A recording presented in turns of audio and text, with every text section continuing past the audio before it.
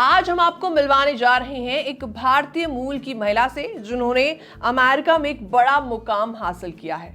नाम है मथुरा श्रीधरन और उन्हें ओहियो का नया सॉलिसिटर जनरल यानी कि अमेरिका की भाषा में कहा जाए तो टॉप अपील वकील बना दिया गया है।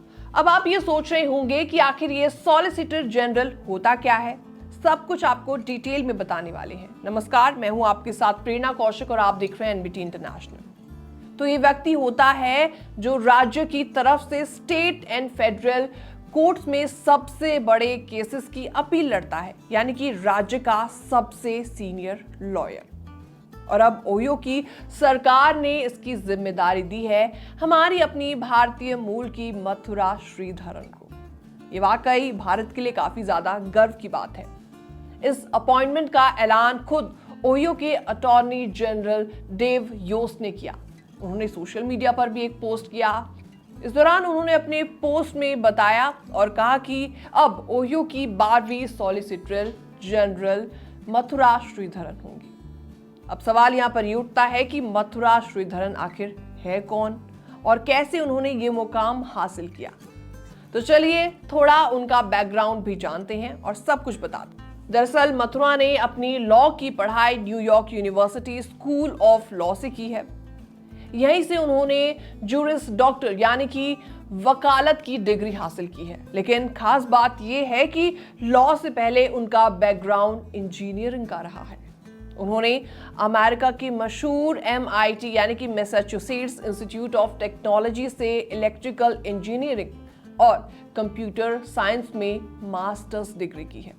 और इतना ही नहीं, ग्रेजुएशन में भी उन्होंने इकोनॉमिक्स एंड इलेक्ट्रिकल इंजीनियरिंग दोनों सब्जेक्ट्स में डिग्री हासिल की हुई है, यानी टेक एंड कानून दोनों फील्ड्स में एक्सपर्ट हैं वो।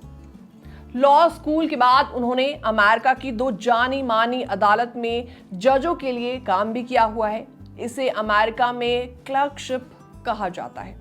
उन्होंने पहले US courts of appeal of the second circuit में जज स्टीफन के साथ काम किया, फिर US district court for the southern district of New York की जज डेबोरा के साथ भी क्लर्कशिप की।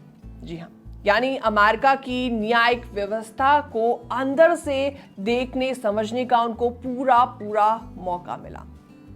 मथुरा अभी तक ओहियो सॉलिसिटर्स ऑफिस में काम कर रही थी और अब जब पिछले सॉलिसिटर जनरल टी एलियट गेजर को प्रमोट करके वॉशिंगटन DC भेज दिया गया तो ओहियो सरकार ने मथुरा को ही बड़ी जिम्मेदारी सौंप दी है।